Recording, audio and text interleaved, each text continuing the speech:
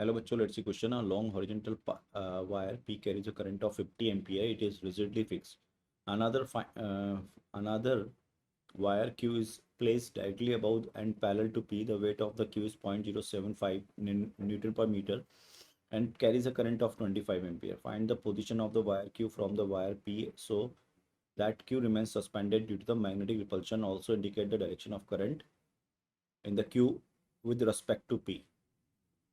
तो बच्चों जैसे दिखा रखा है पी में करंट तो क्यू के अंदर करंट तो एंटी लेफ्ट टू राइट ही जाना, राइट टू लेफ्ट जाना चाहिए, तो दिख ही रहा है हमको। अब हमको बताना है कि सेपरेशन कितना होना चाहिए।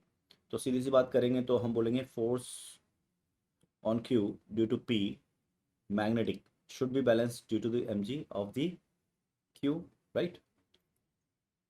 जैसे कि डायग्राम भी दिख रहा है आपको, ये एफ ऊपर लग रहा है, एम जी नीचे लगेगा, तो ये दोनों बराबर हो जाना चाहिए। तो ये एफ क्यू पी कितना हो जाएगा, ये हो जाएगा mu zero I one I two upon 2 pi D into of length is equal to what, M into G. तो ये हो गया mu zero I one I two upon 2 pi D is equal to the M G by L. अब देखो आपको M G by L सीधा दे रखा है उसने, ठीक है। और म्यू ज़ीरो 2 पाई को लिख सकता हूँ 2 × 10⁻⁷। आई वन आई टू हो गया आपका 25 × 50, that means equal to 1250 upon d, d हमें निकालना है, और एम जी हो गया 0.0075 न्यूटन पर मीटर। तो बेसिकली डी जो हो गया वो हो गया 2 × 10⁻⁷ इंटू 1250 ओवर 0.075।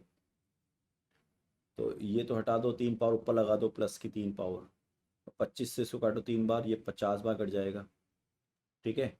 तो ये हो जाएगा आपके पास 100 into 10⁻⁴ and divide by of 3,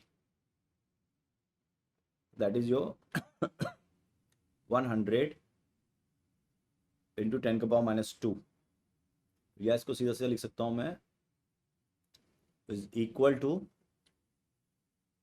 है ना, 50 आया है ये, और 1250 3 पावर ऊपर चली गई, 4 पावर बची है, और 100 2 पावर बचेगी। तो बच्चों ये हो जाएगा 0.33 into 10⁻⁻2, it is 0.33 centimeter. That is our correct answer. So right answer of this question is 0.33 centimeter. All the best.